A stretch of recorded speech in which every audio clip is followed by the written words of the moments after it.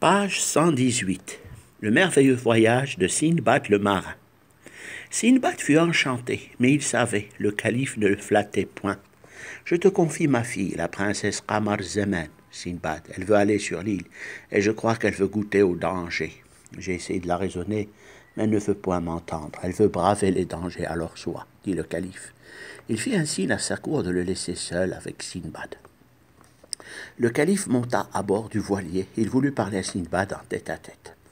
Qamar Zaman est têtue. Elle se bat comme un soldat, manie le sabre, l'épée, se démène à cheval comme un Mongol, et pourtant j'ai peur, son courage et sa ténacité, sa fougue. Elle est trop hardie. Sindbad, si tu vois qu'elle a trop le mal de mer et qu'elle souffre, rebrousse chemin. Ramène-la, dit le calife en clignant de l'œil. Oh, grand calife, votre noble fille sera en sécurité à bord, mais il est des choses que je ne peux vous expliquer. L'océan où nous naviguons renferme d'horribles surprises.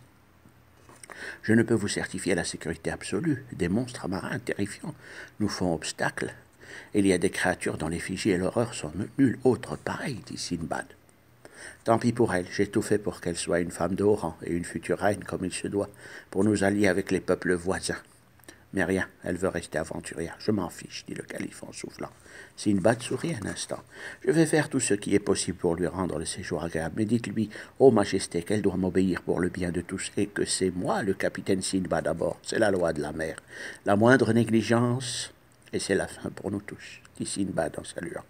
Le calife quitta le navire. Le cortège royal se retira doucement. Sindbad donna l'ordre de départ. Le Saif el-Bihar commença à tracer sa route dans la mer. Le vent soufflait. Qamar Zaman regardait la ville de Basra s'éloigner. Elle était intrépide mais heureuse. Sindbad donna l'ordre à ses marins de suivre un cap. Il alla retrouver le sage Azim, l'érudit, dans une autre cabine, proche de celle du capitaine. Azim, je te recommande de ne rien manger pendant quelques heures, dit Sindbad, en fermant la porte derrière lui. Ah, Sindbad, je t'attendais. Tu te manifestes. Harouche le génie, ayant neutralisé Zorbia, la magicienne veut apparaître. Attends, je trace des figures pour qu'il ne se fasse pas trop remarquer. Tiens là, Sindbad, dans cette boule de verre vide, cet aquarium délaissé, le voilà. Harouche apparut dans l'aquarium vide. Sa voix atteint les oreilles de nos amis qui le regardaient. Oh, cela est vrai, c'est bien Harouche, le djinn, dit Sindbad. Sindbad, je suis revenu à l'appel de ton ami Azim. Que puis-je faire pour vous, dit le génie en prenant l'aspect d'une fumée grise, s'élevant doucement. La princesse Qamar Zaman est parmi nous sur le navire. Je veux que tu veilles attentivement sur elle tout au long de notre voyage, dit Sindbad. Bien, ô grand Sindbad, bien, j'y veillerai, dit le génie en se déplaçant rapidement vers une bougie allumée. Azim recula la tête si violemment qu'il faillit perdre l'équilibre et tomber à la renverse. Il se ressaisit. « Ouch, tu m'as fait si peur. Bouge doucement, dit l'érudit. Nous sommes faits créer d'un feu sans fumée. Se déplacer lentement nous fait dormir, dit le génie en riant. Je te promets, Sindbad, de veiller sur elle, dit l'être fantastique, et il disparut. Ah, le voilà parti, dit Sindbad en ouvrant une outre à eau. Harouche réapparut sous les yeux étonnés de nos amis. N'aurez-vous pas un peu de miel? Cela fait si longtemps que j'en ai goûté, dit Harouche. Sindbad dépêcha un de ses marins au fond de cale pour lui ramener une petite jarre à miel. Il fut certain que le matelot était parti. Il demanda alors au génie d'apparaître. « Voilà, Harouche, c'est du miel pur, » dit celui-ci, en le vidant sur une assiette. Harouche lissa ses moustaches de ses doigts. Il devint petit, de la taille d'un moustique, et s'asseyant sur le bord de l'assiette, il but du miel. Oh, comme cela est bon, excellent, dit le génie. Azim psalmodiait d'étranges écritures. Et Sindbad regardait le génie se gaver de miel. Le voyage se passa sans incident pendant plusieurs semaines. Morgiane lia amitié avec la princesse Qamar Zaman. Une nuit, jouant de la musique sur un instrument à cordes, Morgiane parlait à la princesse. « Noble princesse, mon époux Sindbad m'a raconté qu'il existait une terre où les diamants et les joyaux étaient dispersés à même le sol, quelque part dans les vastes océans des îles interdites, parce que souvent inaccessibles. Pour y accéder, les pierres d'Angers étaient mis en obstacle. Vrai, Morgiane, et les ruisseaux de vin? Cela est extraordinaire, mais je dois rester sur le navire, je les promets à Sindbad, dit Morgiane. Pendant ce temps, Sindbad le marin traçait sa route sur une carte à la lueur d'une lanterne en cuivre fixée sur le mur. Il se dit, plus que quelques jours pour accéder à cet endroit. L'île merveilleuse ne sera plus alors qu'à quelques heures de navigation. Sindbad quitta la cabine de commandement et se dirigea vers celle de Azim, frappant à la porte. Il poussa celle-ci. Le vieux sage et érudit dormait paisiblement. Le brave homme, il est épuisé. Laissons-le dormir, se dit le marin. Il referma la porte, se dirigea vers la cabine de sa femme et celle où était la princesse. Il frappa à la porte. « Morgiane, c'est moi, » dit Sinbad. Pas de réponse. Soudain, dans le ciel, des voix s'élevèrent. « Sinbad, Sinbad !» en un temps mystérieux. Le marin regarda autour de lui. « Tu es près des écueils de la limite de l'océan. » Ha ha ha ha ricanaient les voix. Sinbad fut pris d'une angoisse immense. « Au nom d'Allah, le Tout-Puissant, les voix des trépassés, que cet endroit est lugubre. » Sinbad mit ses mains en porte-voix. « Ohé du navire, équipage, arrêtez le navire, nous sommes en danger. Ohé du navire, alerte, réveillez-vous !» Pas un marin ne répondit. Sinbad descendit dans les lieux où se trouvaient ces marins. Ils dormaient tous à point fermé. Il bougea un, puis un second. Le troisième ne bougeait plus. Les voix dans le ciel reprirent de plus belle. « Ha ha ha ha ha ha ha. Sinbad, tu veux accéder à l'île interdite. Ha ha ha ha ha ha. » Sinbad saisit d'effroi, se dirigea vers la barre. Il manœuvra et fit virer le navire à bâbord. Le vaisseau se pencha, un long grincement se fit entendre. Les voix reprirent. « Capitaine Sinbad, capitaine. » Ce sont des fantômes, les âmes des trépassés noyés sans doute en essayant de franchir ces lieux, dit Sinbad. « Oh Allah, protège-nous » et il donna un violent coup de barre vers la gauche. À sa droite, Sinbad eut un tressaillement d'épouvante. Des écueils passaient doucement à fleur d'eau. Heureusement, la mer était calme, comme l'eau d'un étang. Sinbad, prenant conscience du danger, continua à prier. Un petit raclement de la coque se fit couler de grosses gouttes de sueur sur son front. Il décida de demander de l'aide au génie Harouche. Bloquant la barre à l'aide d'un bout de cordage, il courut vers la cabine de l'érudit endormi. Lui seul pouvait appeler l'Efrit. Sinbad le réveilla. Azim le regarda. « Grand Dieu, Azim, par Allah, écoute-moi. » Azim bougea la tête lourdement. « Qui est-il » demanda celui-ci en entr'ouvrant les yeux. « Appelle Harouche, Azim. Lui seul peut nous sauver. Nous allons nous échouer sur les récifs. Des écueils sont sur notre route, » expliqua Sinbad en serrant les dents. Azim se leva, fit des ablutions, pria Allah et se lança dans des formules magiques. Harouche apparut peu après comme une petite flamme sur un cercle tracé à même la table. « Harouche, nous sommes en danger. Soulève le navire. Nous devons éviter des écueils, » dit le sage érudit. Une aveuglante lueur éclaira la cabine. L'Efrit, ami de nos héros, prenant l'aspect d'un bolide, quitta la salle en sortant par la porte ouverte. Des bulles commençaient à se former tout autour de la coque du navire.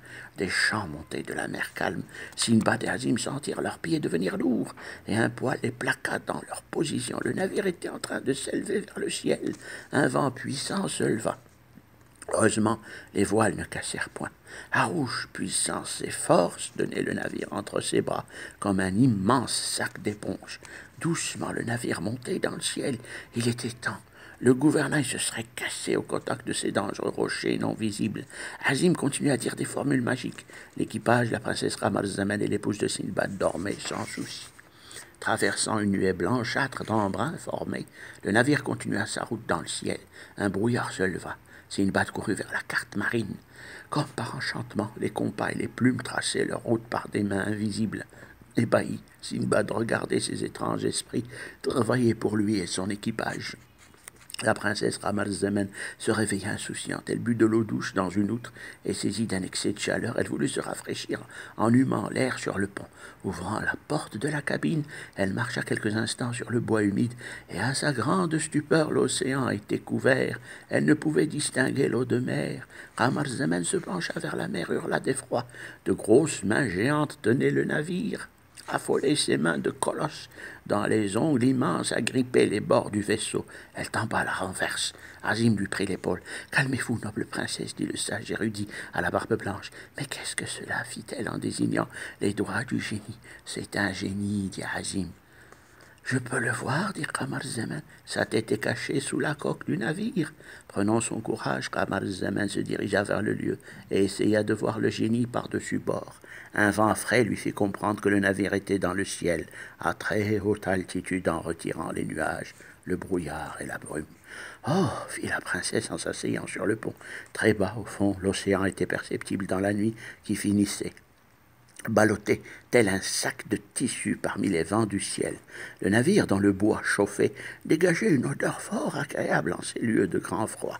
Le génie Harouche, voulant voir meilleure emprise sur le navire, se déplaça à l'arrière, et tenant la poupe de ses mains immenses, il poussait de tout avec la force de 20 ouragans déchaînés. Kamar Zaman remonta vers le haut du pont arrière. Elle resta là, muette de fascination, observant cet être fantastique soutenant le voilier dans les airs. Le vent était très fort, mais la magie voulut qu'elle ne fût pas emportée dans le ciel. La princesse était assise et regardait défiler l'océan bleu au fond très bas. Sindbad la rejoignit. « Noble princesse, veuillez entrer dans votre appartement. Le temps va se couvrir. » Déjà, de gros nuages gris se formaient à l'horizon. La nuit venait. L'étoile Seif scintilla comme une lueur. Kamar Zaman entra dans la cabine bouleversée.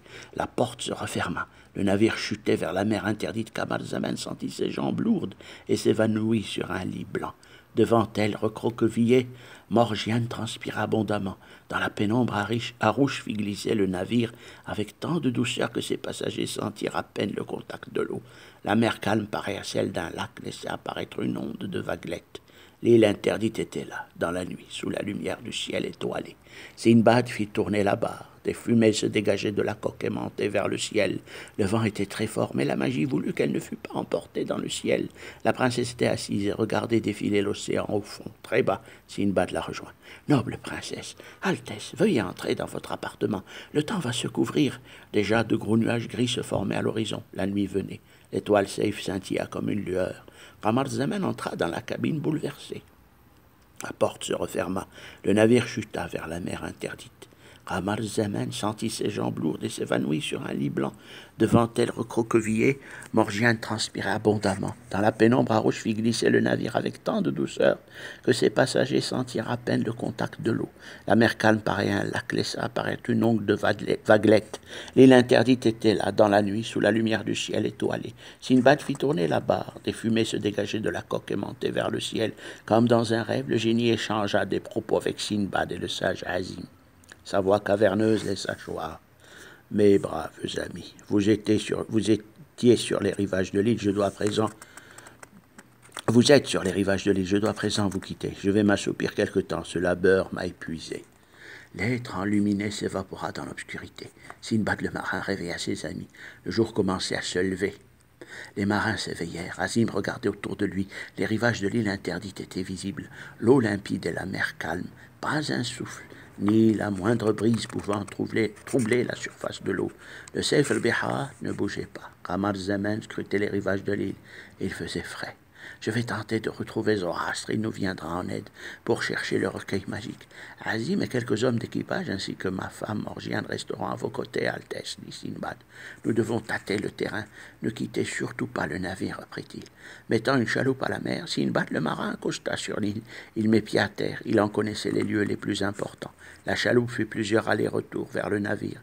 Un groupe de marins armés sur ses gardes commença à marcher sur la plage. Sindbad lança un signal vers le navire en agitant un drapeau blanc. Ils étaient environ 27, traversant une jungle inviolée. Sindbad ouvrait son chemin à l'aide de son sabre. Des oiseaux, des perroquets haras, volaient en lançant des propos inconnus, sifflant quelquefois comme pour se moquer au-dessus de leur tête. Sindbad ordonna la halte. Ces marins cueillirent des noix de coco, des mangues, des bananes et beaucoup de fruits exotiques. Mangeant avec appétit, ils reprenaient leur force. Après des heures de marche, le volcan apparut. Il dégageait encore sa fumée. Sindbad s'aperçut que la lave qui avait coulé lors de son dernier voyage sur l'île était éteinte. Sindbad scruta un vieux plan de l'île. Le village de Zoroastre n'était plus très loin. Des silhouettes se dessinaient devant lui, surgissant de l'ombre de la végétation. C'étaient les sauvages autochtones. Les marins s'arrêtèrent de marcher. Sindbad cria: « Je veux voir Zoroastre !» Les indigènes de l'île laissèrent échapper des cris. Quelques singes hurlaient en se balançant sur les lianes des alentours. Zoroastre venait suivi de la tribu. Le mort-vivant salua Sindbad le marin. Ses yeux étincelants effrayaient les compagnons du héros. « Bienvenue, Sindbad, sur l'île interdite, dit Zoroastre. »« Salut à toi, gardien de l'île, Zoroastre, » répondit Sindbad. « Karkumpa est calmé depuis ta dernière venue sur l'île et je continue à garder l'entrée du passage secret vers le centre de la terre. » Oh, Sindbad, reprit Zoroastre. Les sauvages éteignirent leurs torches. Ils se mirent à danser d'une bien étrange façon, lançant des cris et se prosternant devant le lever du soleil. Zoroastre conduit Sindbad et ses marins vers le village. Les lieux étaient clôturés de grands troncs taillés protégeant les habitations. La porte était un pont-levis en bois solidement construit et portant d'étranges inscriptions. L'aventurier des 7 mers entra au village suivi de ses compagnons. On lui offrit l'hospitalité et des mets succulents. Il prit congé de Zoroastre en s'endormant dans une hutte en chaume. Son repos dura plusieurs heures. Sindbad se réveilla. La quiétude régnait au village des habitants de l'île. Se lavant le visage et ajustant son turban, Sindbad quitta la hutte. Il fut rejoint par ses marins. Zoroastre l'attendait au centre du village. Il fumait assis sur peau de serpent. Sindbad le marin s'assit en tailleur en face de Zoroastre. Zoroastre, je suis ici pour amener un livre, un recueil de magie, gardé sur cette île. Notre roi, le calife Al-Haris, régnant sur le pays de Bagdad et la ville paisible de Basra, m'a envoyé, à l'initiative de son conseiller érudit, s'expliqua Sindbad. Cette île est un monde, elle recèlerait des trésors inestimables. Mais sache, Sindbad, que nous ne pouvons savoir tout ce qu'elle renferme. Bien, Zoroastre, j'ai ici quelque chose qui pourrait t'aider à nous diriger vers ce que nous cherchons, dit Sindbad en sortant un papier couvert d'étranges talismans. Il posa le papier en l'étalant sur la table propre en bois. Zoroastre leva les mains au ciel, il dit d'étranges incantations. Et fixant le papier de ses yeux, il dit une formule magique. Une fumée s'éleva à la grande stupeur des marins. Elle forma un nuage au-dessus de nos amis et elle couvrit le ciel. L'ombre se fit protégeant des rayons du soleil. Des magiciens aux vêtements de plumes colorées apportèrent une peau qu'ils déposèrent sur le parchemin et disparurent dans leur hutte peu après. Sous les yeux étonnés des marins, un visage apparut sur le cuir, un visage d'esprit qui se mit à parler. « Je suis le gardien du lieu décrit dans votre talisman. Vous trouverez l'entrée où se trouve le livre en résolvant les énigmes sur votre passage. La princesse Qamar Ez-Zaman, qui se trouve à bord du navire, doit venir avec vous en ces lieux. Seule sa main peut ouvrir la chambre conduisant au livre de magie, le recueil du jasmin noir. Armez-vous, des êtres peuvent surgir et vous combattre. » Puis l'esprit s'envola avec la fumée. Sindbad donna l'ordre à ses compagnons de faire venir la princesse. Toi, Beni-Hatar, et toi, Ali, allez au navire et ramenez avec vous la princesse. Le soir venu, les deux marins s'engagèrent dans l'île. Zoroastre se leva. Il joignit ses mains et dit « Je vais faire un prodige, illuminer l'île de lueur sacrée, afin que vos amis aillent plus vite. » Et comme par enchantement, émana de l'île une lueur là où se déplaçaient nos deux amis. Les végétations luisaient dans la nuit, le sol même semblait contenir un feu qui ne se consumait point. Beni-Hatar, l'Africain, hâtait la marche. Derrière lui suivait Ali, le sabre au poing. Ils aboutirent au fleuve bleuâtre qui devint pareil à une de ces rivières célestes décrites dans les légendes arabes. Le fleuve coulait paisiblement, mais sa couleur devint irréelle, illuminée par la magie de Zoroastre. À quelques lieues, les deux amis trouvèrent un gué. Un radeau de fortune pouvait laisser passer vers l'autre rive. Ils l'empruntèrent, tirant sur une corde pour traverser. Ali regardait autour de lui. Beni-Hatar tirait sur la corde de toutes ses forces en cadence. Lorsque le radeau fut au milieu du fleuve, des voix surgirent enveloppant nos amis d'effroi. « Par Allah, le Tout-Puissant, d'où viennent ces voix ?» se dit Ali. « Oh Ali, regarde ce qui vient sur nous, dit Beni-Hatar en désignant une gueule surgie du fleuve. Un immense poisson aux yeux dorés remontait le fleuve, happant les bulles qui se formaient devant lui. Une voix retentit derrière nos deux amis. « C'est Dulceau, mon destrier, ne lui faites pas de mal. » Ali se retourna et saisit d'effroi. Une créature était assise sur le radeau. « Un génie des eaux, dit Beni-Hatar en tirant de toute sa force. L'être assis sur le bois du radeau était une jeune femme d'apparence docile. Elle portait une couronne scintillante, et ses pieds et même ses jambes étaient formés de nageoires et d'écailles. « Oh, fit Beni-Hatar, une femme poisson, dit Ali, en rangeant son sabre dans son fourreau. La femme poisson, une naïade du fleuve au corps de sirène, lança un étrange rire et plongea dans le fleuve illuminé. Le radeau touchait maintenant la rive. Se retournant, Ali et Beni-Hatar observaient la nymphe des eaux chevauchant son étrange monture. Tenant une lance de sa main droite, elle fit un signe aux deux marins. L'énorme poisson, nageant comme un dauphin, disparut dans la nuit. « Nous nous attardons pas, Beni-Hatar, dit Ali. Arrivés de l'autre côté, les marins intrépides continuèrent leur marche dans l'île interdite. Une forêt d'arbustes brillait de mille feux. Des voix s'en échappaient. Lorsque Beni-Hatar et Ali s'y engagèrent, vive fut leur surprise de voir des bras et des mains surgir du sol pour les agripper. Un insecte, un papillon de nuit vola vers nos amis. Il leur dit « Prenez garde de ne point frapper le moindre bras pour passer. Saluez de votre main. » L'insecte portait un crâne phosphorescent sur le dos. C'était un sphinx de grosse taille. Les paroles surgissaient des mâchoires du crâne qui ornait son dos.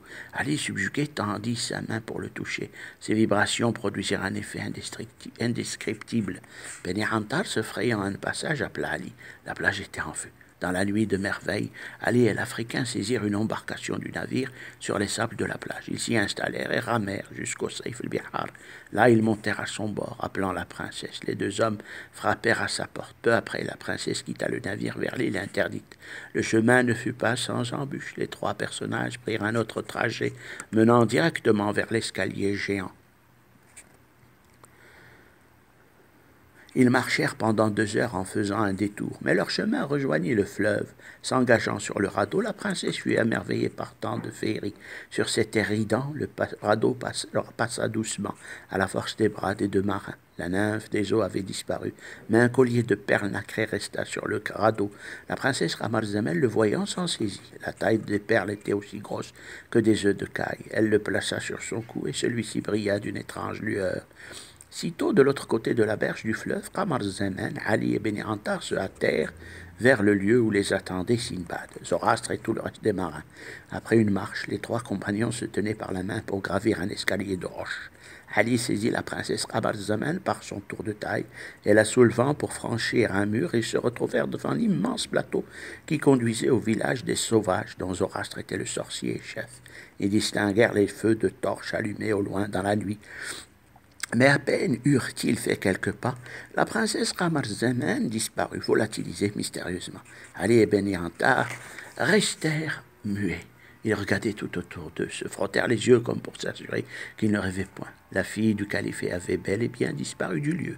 Ali appela dans la nuit. « Princesse, princesse, où êtes-vous donc ?»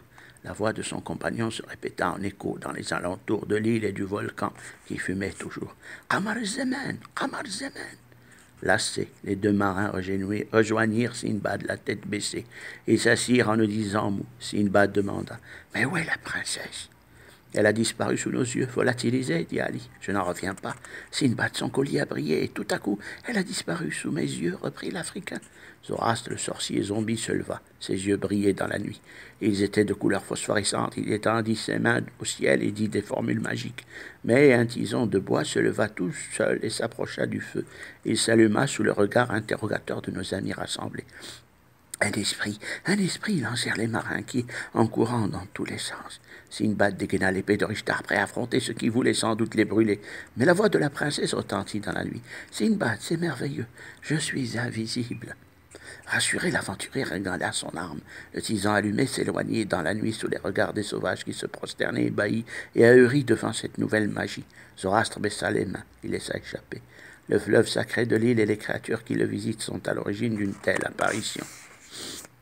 Beni Antar, l'Africain, expliqua. « Capitaine, le collier d'une femme poisson, la princesse, en se parant de ce bijou, est devenue invisible. » « Mais pourquoi donc n'y ai-je pas songé plus tôt ?» dit Qamar Zaman en l'ôtant de son cou. Elle réapparut aussitôt sous les yeux émerveillés de tous. Zoras s'en saisit et dit « Car Kumpa vous indiquera le chemin qui mène au livre que vous recherchez demain.